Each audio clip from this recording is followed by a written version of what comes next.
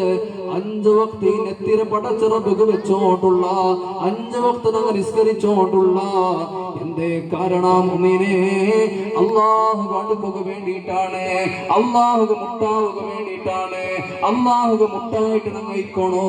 ആ നിസ്കാരാണ്ട് ചൊന്നെങ്കിൽ മുനാജാത്തുൽ റബ്ബിയാണ്, അല്ലാഹുവിനോട് പൽക്ക പറയാൻ ഒരു സന്ദർഭമായിട്ട് നിസ്കാര.